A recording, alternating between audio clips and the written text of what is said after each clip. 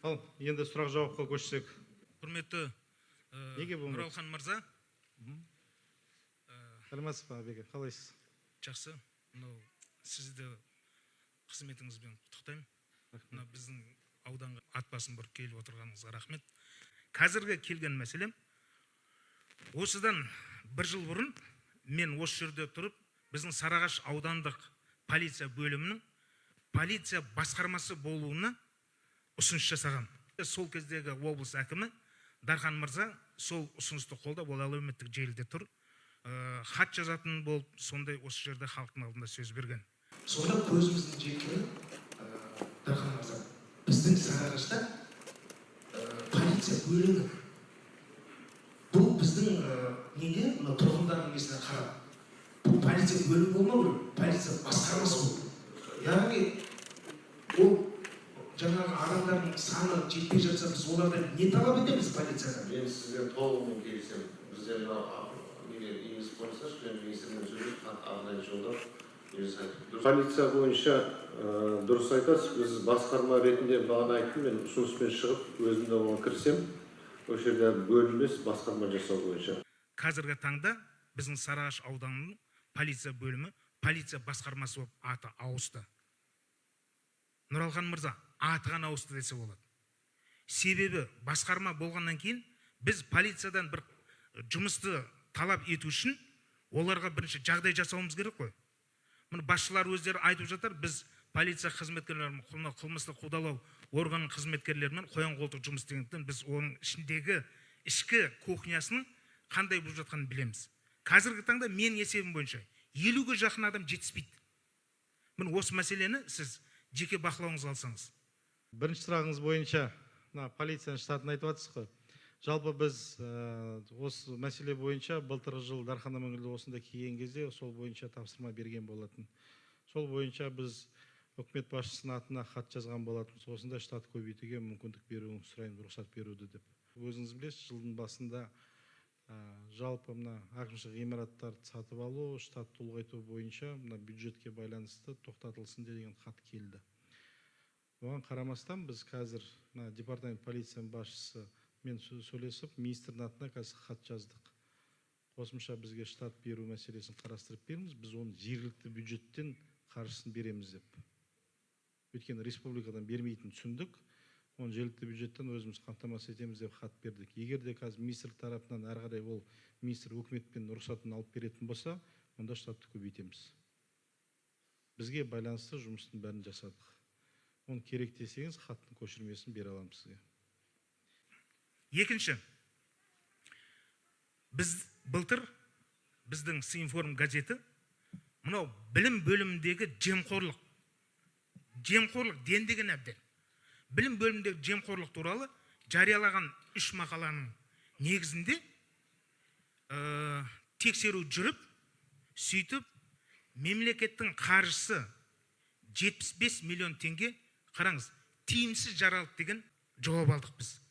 Менің пікірімше, ол ешқандай да тиімсіз емес, ол жымқырылған қаржы, құрметті Нұралхан мырза.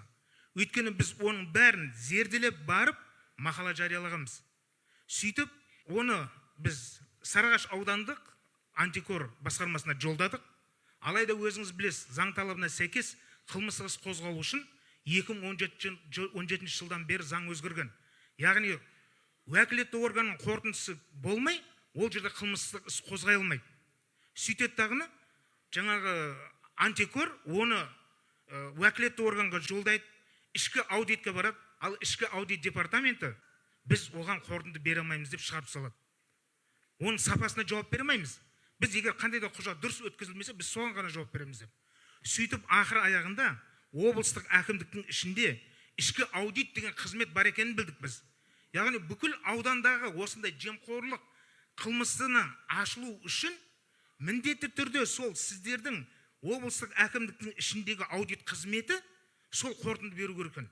Сөйтіп айналдырған 2-3 мектептің 2-3 ай аралығында 75 миллион теңге қаржы жымқырылғанын бізбен бірге қоян қолтық жүріп анықтады. Міне қараңыз, 18-ші желтоқсан күні бізге сондай жауап берді. Енді сұраңызшы облыс әкімі ретінде, сол не болды деп. Бүгінгі таңға шейін бір тиын қайтқан жоқ. Және қайтайын деп жатқан жоқ. сол кезде сіз облыс әкімінің орынбасары ретінде мына жерге жазыпсыз, міне мен қолымда тұр жауабыңыз. Ол бойынша ендігәрі ондай орын алмау үшін тапсырма берілді депсіз. Бұл күрес емес, Нұралхан мырза. Себебін айтайын. Өйткені сол сіз жазған О маркет деген электронды дүкен бүгінгі таңда қазір 200 миллион теңгеге 550 компьютер алған. Ол 550 компьютерді компьютер күйінде емес, бір көзден жіберу үшін қосалқы бөлшектер ретінде алған.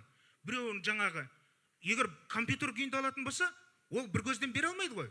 А бір көзден бермесе, одан пайда таба алмайды. Анау отырған, соның басында отырған. Кім екенін жұрт біледі. Дұрыс айтасыз. Иә, сол қазір аты Акатов. Аты керек болса. Және оның мынау тендерге қатысы бар ма жоқ, өзімен бірге еріп келген бір Ербол Куберов деген бар екен. Өткен жол айтын, сен тендерде не қылып жүрсің сен? Сен қандай қатысың бар деп. Бәрі айтуға қорқады. Бірақ өзімен алып келген қызметкер арқылы міне осындай тірліктер істеуде. Міне осы мәселе. Сізден өтініш ең соңғы. Қазір біз осындай жемқорлық тыйылу үшін, міне қазір істеліп жатқан тірліктер істеліп жатқан шығар, бірақ оның бәрі құмға сіңген судай болады. Егер біз жемқорлық тоқтатпасақ. Сондықтан бізде қылмыстық іс қозғалып, ол бойынша тиісті шаралар көрілу үшін, Нұралхан мырза, бірінші жаңа қорытынды беретін облыстық әкімдіктің ішіндегі аудит қызметін не көбейту керек, не сапасын түзеу керек. Өйткені біздің қазір ол екі мектеп, құрметті Нұралхан мырза. А біздің кезекте 6 мектеп тұр. Әрқайсында осыдан 25 миллионнан кем жымқырылу болып жатқан жоқ. Олардың бәрін анықтау тез арада мүмкін емес. Соңғы неде мен сіздің атыңызға бердім. Егер 75 миллион теңге тиімсіз жаратылған қаржы аз болса деген, қазір мен сізге қолыңызға берейін. Енді сол бойынша баған жауап береді сіздің орынбасарыңыз. Ол бойынша 3-ші тоқсанда дейді. 3-ші тоқсанда тексереді екен. А 3-ші тоқсан болмай жатып мен не деп отырмын? Бүгінгі таңда олар сол тірліктен істеп жатыр. Уақытыңызды алмай қойын. Жаңа назар қойып тыңдағаныңызға рахмет. Жақсы, рахмет. Сұрағыңызға жауап берейін. Сұрақ болды ма, баяндама болды ма? Екінші мәселе бойынша жалпы мына білім саласын айтып жатсыз ғой. Жалпы бұл мәселені орынбасар кезінде қарап келдім. Сол уақытқа дейін мен сізге айтайын, бұл мәселені бір адам көтерген жоқ, сол мәселені мен көтердім жалпы.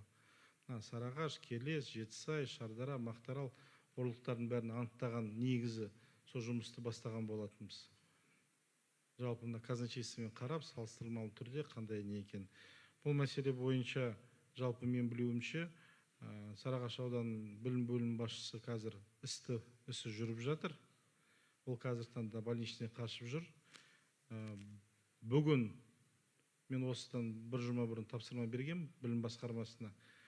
Білім басқармасынан бір білікті маманды осында іс сапарға жіберіп, басшының міндетін атқарушы болып жіберілсін деп. Соның бәрін атқарып қарасын деп. Сол жерде қаржыда жұмыс жасайтын жігіт бар. Сол қазір бүгіннен бастап жұмысқа кірісіп жатыр. Оның бәрін толықтай тексеріп шығатын боламыз.